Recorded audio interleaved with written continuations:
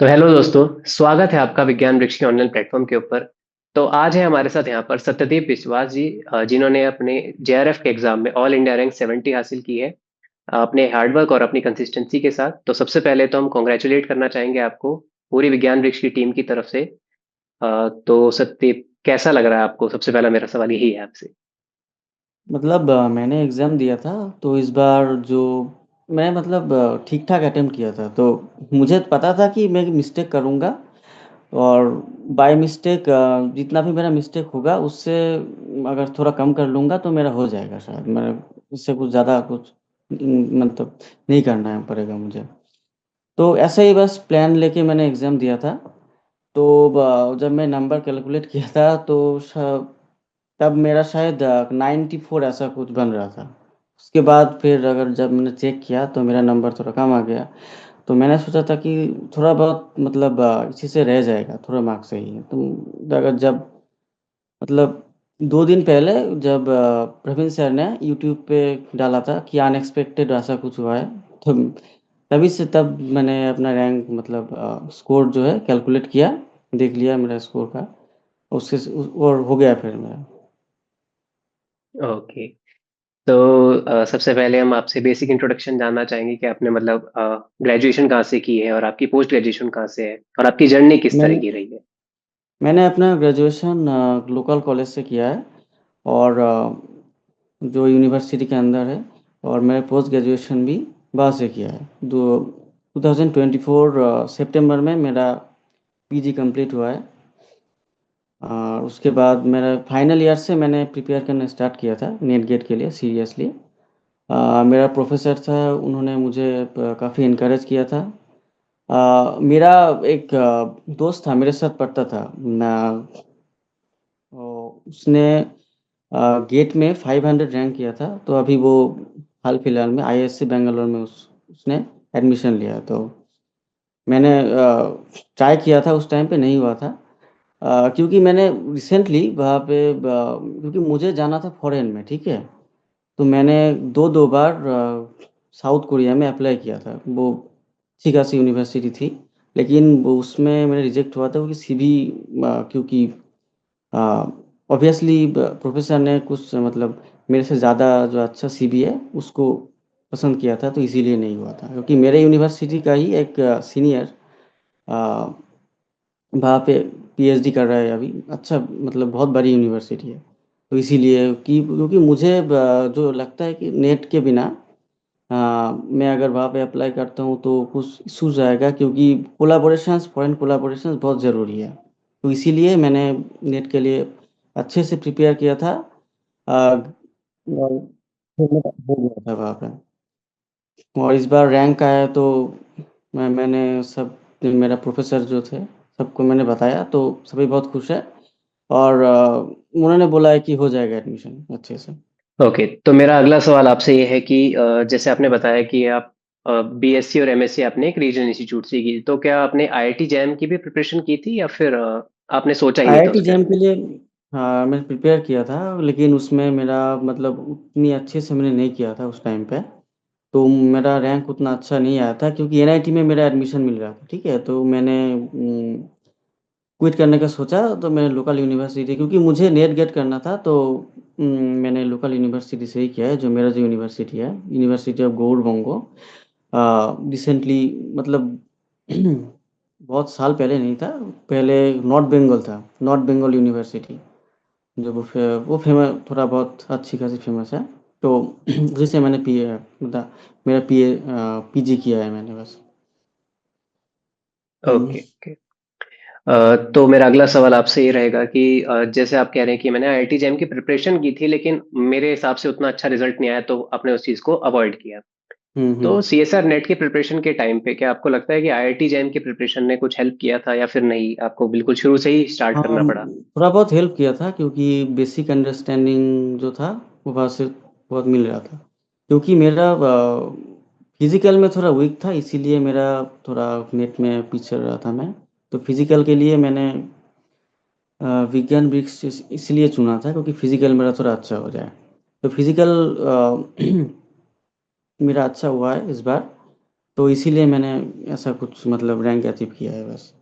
Organic में मैं standard books prefer करती थी, मैंने थोड़ा बहुत पढ़ी है, कैरुथर जियोफिल वगैरह, तो उससे मेरा मतलब कॉन्फिडेंस था कि हो जाएगा ऑर्गेनिक में, ऐसा कुछ नहीं होगा। दिक्कत सिर्फ फिजिकल में था, तो फिजिकल के लिए मैंने अच्छे से मेहनत किया था बस, ऐसे। Okay, okay. तो जैसे आगे आप बताया कि आप एक रीजनल इंस्टीट्यूट को आपने चुना था, तो आपको क्या लगता है हम्म। कि क्योंकि बच्चों के बीच में एक मिथ्स होता है कि जो आईआईटी और एनआईटी के बच्चे होते हैं, ये थोड़ा जल्दी कर लेते हैं सीएसएन नेट को क्वालिफाई, लेकिन एक नॉर्मल इंस्टीट्यूट से पढ़ने वाले बच्चे को शायद ऐसा लगता है कि नहीं, हम नहीं कर पाएंगे, उनके लिए थोड़ा सा इम्पॉसिबल टास्क लगता है उन्हें। तो आपको लगता है कि ऐसा कुछ होता है या फिर नहीं? ऐसा कुछ नहीं होता है, क्योंकि हम जो गलतियाँ करते हैं वही से सीखते हैं। तो अगर आईआईटी से करें या बाहर से करें, हाँ, थोड़ा बहुत फ़ायदा मिलता है कि आपका मतलब अगर आपने पहले क्रैक किया है तो कॉन्फिडेंस मिलता है। तो बस मुझे लगता है कि सारा कॉन्फिडेंस का ही बात है। अगर आपके अगर कॉन्फिडेंस आता है काम करने में, आप जो कर रहे हो अभी, अगर आपको ऐसा, मुझे ऐसा लगता है कि आप जो काम कर रहे हो ना, उसमें अगर डाउट आता है क्योंकि मैं गलत कर रहा हूँ, ऐसा कुछ हो रहा है, प्रॉब्लम सारा यहीं से शुरू होता है बस। अगर मुझे कॉन्फिडेंस है कि मैं कर लूँगा, तो फिर इंस्टीट्यूट ऐसा कोई मैटर नहीं करता है, मुझे लगता है, क्योंकि मैंने तो बाहर अप्लाई किया है ना, तो ऐसा कुछ नहीं है बस।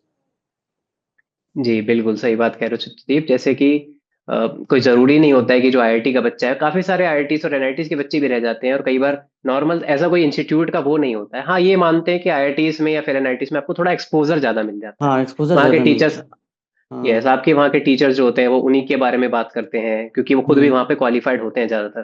तो वो हुँ। ट्राई करते हैं कि आप भी उसी के अंदर चले जाएँ। तो बस ये होता है। बाकी आई थिंक अगर आप करना चाहें तो आप कहीं से भी कर सकते हैं। ऐसा कोई ज़रूरी नहीं हाँ, है कि कहीं आप से भी किस कर इंस्टीट्यूट सकते हैं, से पढ़ते क्योंकि हैं। मेरा जो यूनिवर्सिटी के प्रोफ़ेसर्स थे, वो काफ़ी मोटिवेटिंग थे और वो अच्छे खासे ही थे। तो ऐसा कुछ मुझे मतलब मोटिवेशंस ऐसा कुछ उसका कोई इश्यू नहीं रहा मेरा। तो इसीलिए मैं कर पाया शायद।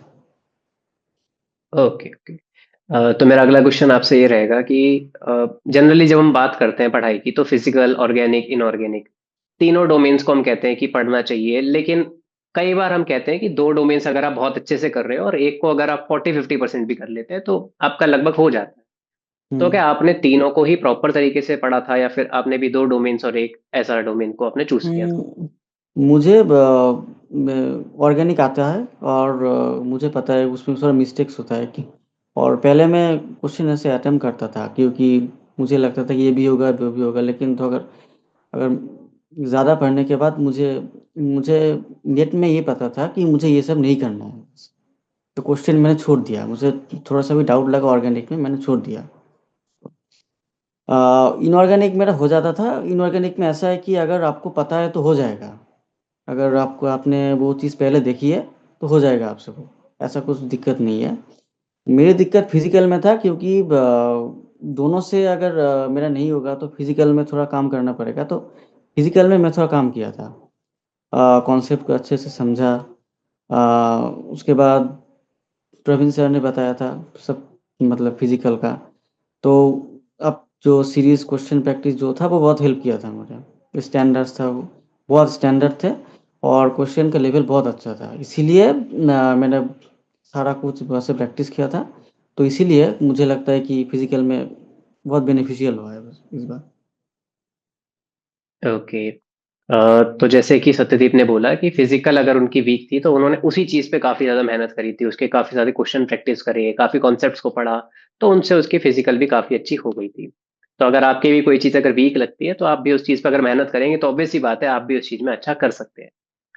चलिए, तो मेरा अगला क्वेश्चन आपसे ये है कि जैसे आपने कहा कि मैं तीनों डोमेन्स को ही लेकर चला था, कहीं ना कहीं आपकी ऑर्गेनिक स्ट्रांग थी, तो आइडियली जब हम पेपर की बात करते हैं तो रिवीजन कितनी बार हमें करना चाहिए? क्योंकि पढ़ तो हम बहुत कुछ लेते हैं, लेकिन जब तक रिवीजन नहीं करते तो आई थिंक वो कोई फायदा नहीं होता उस पढ़ाई का। तो आप कितनी बार रिवीजन हुँ। करके गए थे एग्जाम से पहले? रिविज़न मैंने उतना ज़्यादा बार नहीं किया है, उतना टाइम नहीं मिला इस बार। मुझे लगता है कि अगर कोई चीज़ जब पढ़ा जाएगा, कोई अगर क्वेश्चन प्रैक्टिस हो जाएगा, तो मुझे लगता है कि तुरंत उसको बार-बार करके रिवीजन करनी चाहिए, बाहर से करनी चाहिए।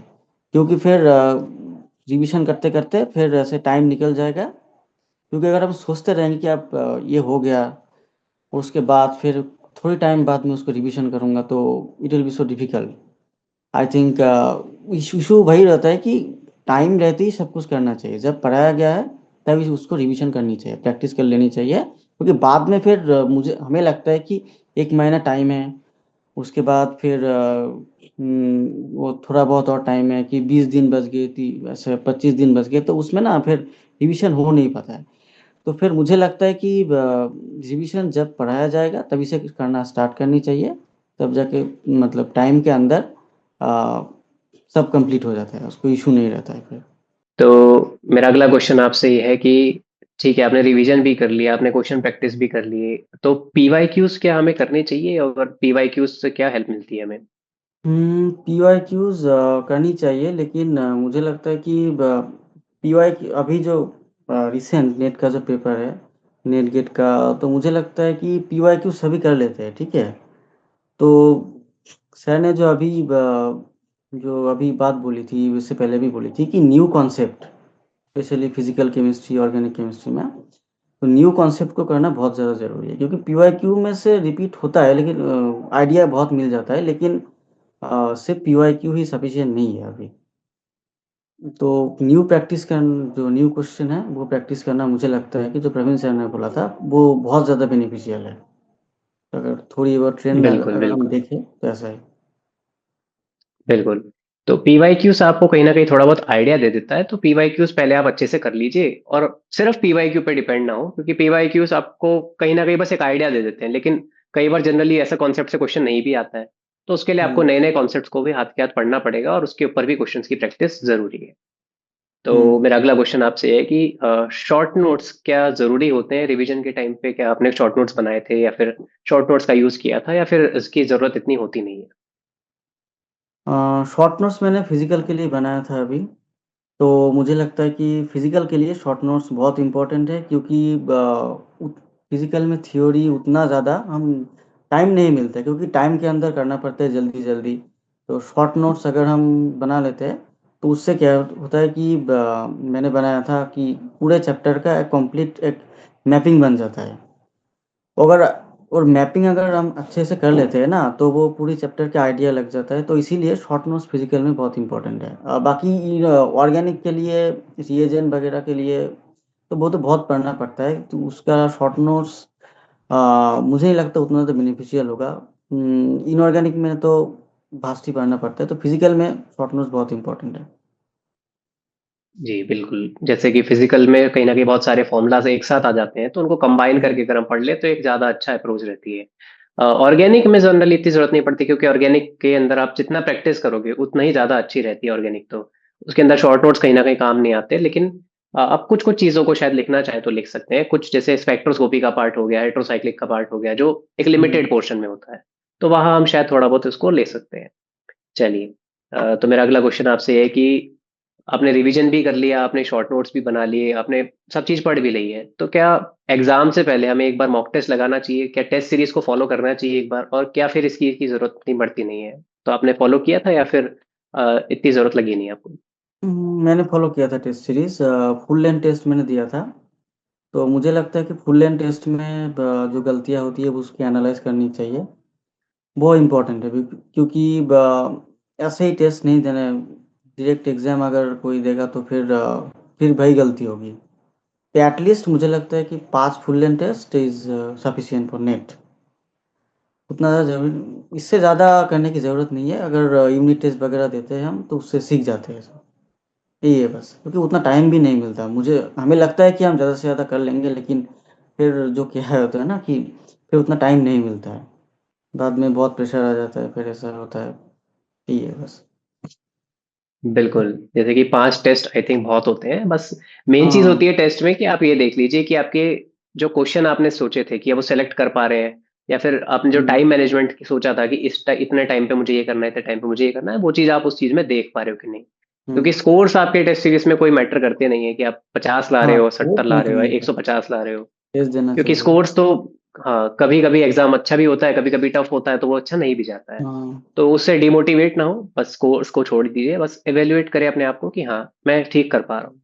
हुँ, चलिए, हुँ। तो अगला क्वेश्चन मेरा आपसे यही है कि आपने जब एग्जाम अटेम्प्ट किया तो किस सेक्शन की तरफ आप पहले गए थे, पार्ट सी, फिर पार्ट बी, पार्ट ए, या फिर कुछ और स्ट्रेटेजी थी आपकी? और आपने हर सेक्शन को कितना टाइम सोचा था देने का और कितना दिया? मैंने एज यूजुअल जो सभी करते हैं कि पार्ट सी पहले ही कर लेते हैं। तो पार्ट सी के लिए मुझे लगता है इस टाइम 1 आवर 15 मिनट्स तो मैंने दे दिया था पार्ट सी में। ठीक है। लेकिन उसमें थोड़ा बहुत क्वेश्चन मिसिंग था क्योंकि मैं सोचा था कि बाद में कर लूँगा। तो उसके बाद पार्ट सी के 1 आवर 15 मिनट्स देने के बाद फिर मैंने पार्ट बी में शिफ्ट हुआ था। तो पार्ट बी में मैंने अटेम्प्ट करना शुरू किया था। ऐसे 25 क्वेश्चन हो गए थे मेरे पार्ट पार्ट बी में। उसके बाद मैंने पार्ट ए, उसके बाद थोड़ा टाइम बचा था, तो मैंने पार्ट सी का जो थोड़ा बहुत क्वेश्चन बचा था। और क्योंकि मैंने जब क्वेश्चन करना स्टार्ट किया था, क्योंकि मैं वही यही करता हूँ, क्योंकि जब मैं पार्ट सी का क्वेश्चन कोई करता हूँ तो वो अच्छे से टाइम दे के करता हूँ। तो इससे क्या होता है कि उतना ज़्यादा बार मुझे क्वेश्चन को देखना नहीं पड़ता है। तो थोड़ा बहुत जो क्वेश्चन छूटा था मेरा, मुझे लगता था कि अभी थोड़ा टाइम बाद में दे देंगे, तो बाद में मैंने दे दिया था टाइम, और हो गया था बस। ऐसे ही किया था जी मैंने कि बिल्कुल, जैसे एज़ कि यूजुअल मैं नेट में ऐसे ही करता हूँ। ओके। तो वही जैसे कि सब करते हैं, सत्यदीप ने भी वही सोचा था कि भाई पार्ट सी को पहले करेंगे, इसमें 1.5 घंटे या फिर 1 घंटा 50 मिनट तक हम दे देंगे, उसके बाद पार्ट बी और पार्ट ए की तरफ हम शिफ्ट कर दें। हुँ। ओके, तो मेरा अगला क्वेश्चन यही है कि क्या पार्ट ए हमारे एग्जाम में जरूरी होता है, या फिर पार्ट ए को हम स्किप भी कर दे तो कोई इतनी प्रॉब्लम नहीं आती? क्या आज के टाइम पे पार्ट पार्ट ए ए मुझे रिलेवेंट है, लगता आपने किया था? मुझे लगता है कि पार्ट ए करना चाहिए, क्योंकि ऐसा बहुत बार होता है, क्योंकि क्वेश्चन कई बार कैसा आ जाता है, हमसे गलतियाँ हो जाता है पार्ट सी में। तो पार्ट ए में मुझे लगता है कि उतना भी डिफ़िकल्ट नहीं आता है। अगर थोड़ा बहुत हम रीज़निंग पढ़ लेते, थोड़ा बहुत स्टैंडर्ड बुक की मैं बात नहीं कर रहा हूँ, पीवाईक्यू अगर हम पढ़ लेते हैं, तो मुझे लगता है कि क्वेश्चन थोड़ा बहुत हो सकते हैं, क्योंकि हमें मार्क्स से मतलब है वैसे।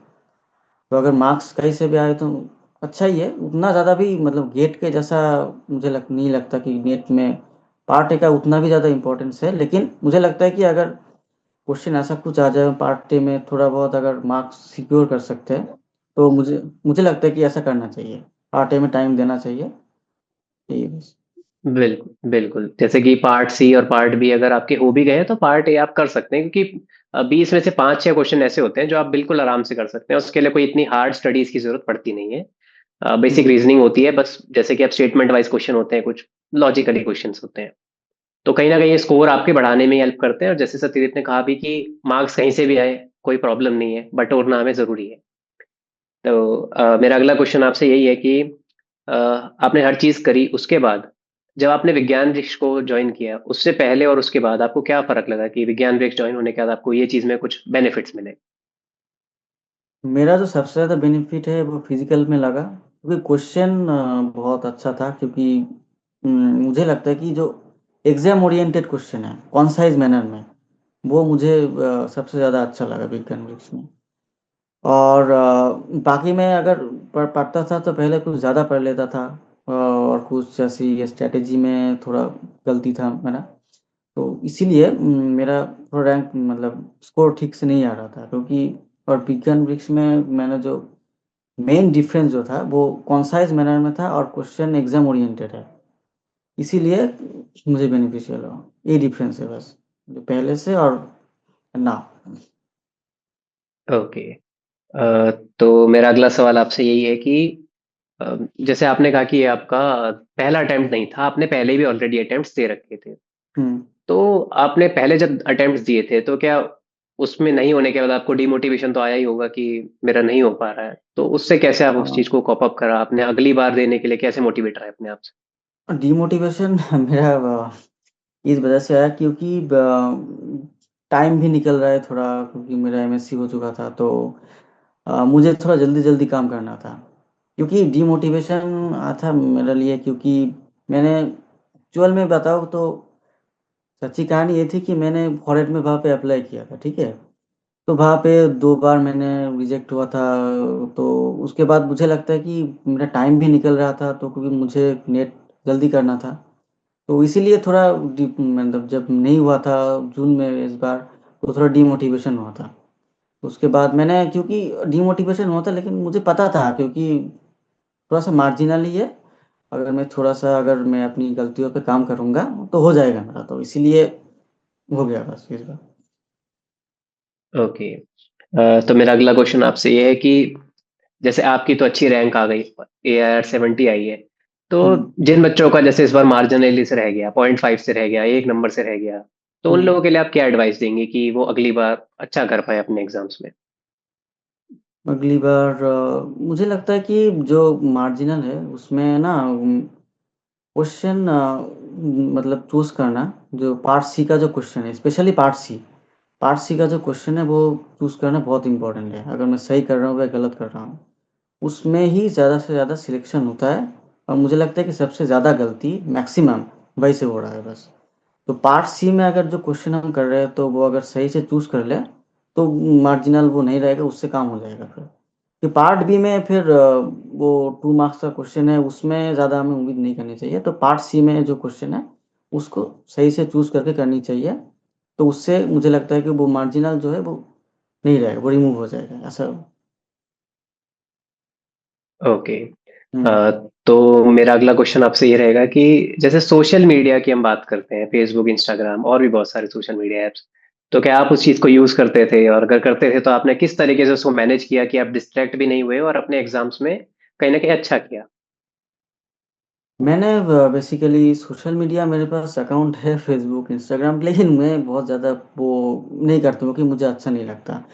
मैं सबसे ज़्यादा यूट्यूब ही मैं यूज़ करता हूँ, क्योंकि सोशल मीडिया, फ़ेसबुक, जहाँ जब मैं बाहर घूमने जाता हूँ, कि इसीलिए इसीलिए थोड़ा मैं यूज़ करता हूँ, बाहर पिक पोस्ट करना हो तो इसीलिए। बाकी मुझे उतना ज़्यादा एडिक्शन है नहीं, यूट्यूब ही भी ज़्यादा देखता हूँ, तो ऐसे ही बस, कोई इशू नहीं है। ओके। तो मतलब कहीं ना कहीं आपने सोशल मीडिया को डिस्ट्रैक्शन ऐसा बनाया ही नहीं कि इतनी ज़्यादा ज़रूरत लगे नहीं, आपको उतना कि ज़्यादा इसको मैं मुझे मैनेज नहीं, कर पाऊँ। मुझे उतना ज़्यादा इंटरेस्ट है नहीं। यूट्यूब वीडियो में देख लेता हूँ, और ज़्यादातर मैं इंडियन कंटेंट में नहीं देखता हूँ, तो ऐसा कुछ था नहीं, मतलब डिस्ट्रैक्शन नहीं होता है। Okay, okay. तो मेरा अगला क्वेश्चन आपसे ये रहेगा कि जैसे आपने कहा कि मैं मेनली रिसर्च के लिए ही पीएचडी या फिर उसके लिए ही आपने कहीं न कहीं जेआरएफ निकाला है। तो आपका मेन गोल आपका जेआरएफ के बाद पीएचडी ही है, या फिर आप टीचिंग लाइन या फिर किसी और चीज़ की एग्ज़ाम की भी तैयारी करना चाहते हैं? नहीं, मैं पीएचडी करना चाहता हूँ, क्योंकि मेरा मेन गोल बाहर जाना था, तो फिर देखते हैं क्या होता है। टीचिंग वगैरह में ओके, फिर एग्ज़ाम में देता रहूँगा, फिर देखते हैं क्या होता है। ओके। तो मतलब आपका मेन जो गोल है वो बाहर, इंडिया से बाहर जाके पीएचडी करना है। रिसर्च आपका मेनली है कि हाँ, बाहर से मिल जाए हाँ, मुझे। मेरा गोल था जी। ओके, देखते हैं ओके। फिर। अ, ओके।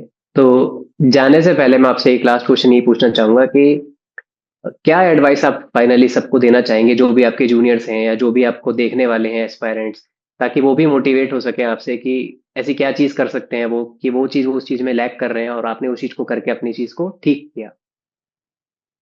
लैकिंग अगर मैं बात कर रहा हूँ, क्योंकि बहुत से लोगों को, मुझे लगता है कि जो मेन प्रॉब्लम है वो हर एक एग्ज़ाम में आता है, वो कॉन्साइज़ मैनर और specific exam oriented question practice. और अगर ये हम टाइम बाउंडेशन के अंदर सही ढंग से प्रिपेयर कर लेते हैं, कॉन्सेप्ट वगैरह अगर सही रहेगा, तो फिर काम आसान हो जाता है। मेन काम जो हम ज़्यादातर लोग गलतियाँ करते हैं, वो कि ज़्यादा से ज़्यादा पढ़ लेते हैं।